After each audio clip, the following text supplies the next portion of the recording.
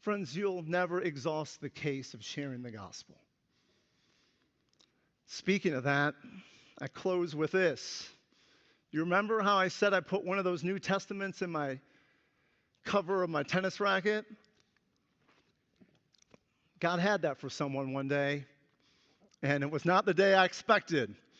Not all parts of LA are that great.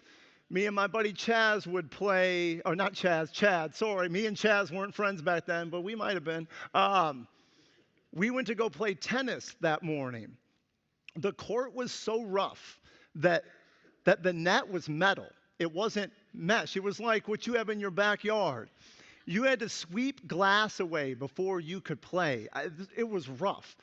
Well, I was looking rough too. I had like a little fro going on. I had a headband. I was sweaty. I ripped my Adidas pants this morning. I mean, I looked like a homeless zombie from the apocalypse. And I remember we were finishing up, and we see this guy up at the bench, and when I say he was a G, he was a capital G. I mean, this was as real of a gangster. Yeah, I know 2 people knew what I meant. I mean, I was like, he's for real, for real. And the Lord was like, remember that New Testament? I'm like, what New Testament? The one in the case. Oh, yeah, that one. That's still there? Oh, yeah, it was still there. It was like almost glowing at this point. And I was like, what about that? It's for him. And I was like, I don't know about that. Listen, we got this case just a little bit ago. I wanted everybody to get the case. Was there an exception to this? Oh, I had my own Peter moment. And so I wrestled with it. Christina and I were dating at the time, and I straight up told Chad, I said, listen, man, this is going to sound crazy, but I need to go give this New Testament to that guy. And Chad was like, and I go, listen, if I don't make it back,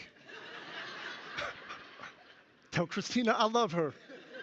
I went out for the gospel, baby. And now I'm walking there. It felt like the longest walk in the world. And I'm still like, God, do you know how I'm dressed? Like, I could change first and come back.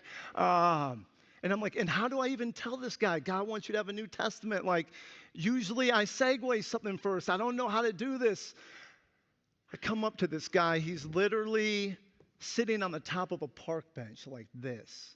And I go, hey, man. He looks up and goes, hey. And I was like, yeah, I'm dead for sure.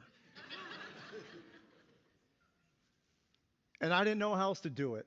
And guys, it wasn't smooth. I'm not going to retell it. And I was nervous. And I think my voice was even quaking. And I just showed my hand. I was like, listen, this is going to totally sound crazy. I know you don't know me. I know I look crazy too.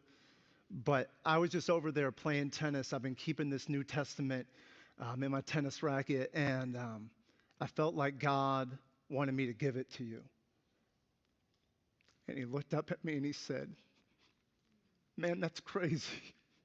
I was just sitting here wondering what life is all about. Where do I start? And as we drove away that day, he was on that bench reading John's gospel.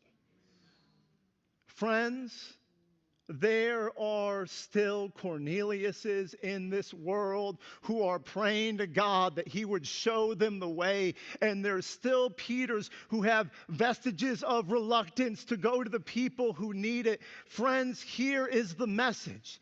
The gospel is for everyone, everywhere. Lord, help us believe that so.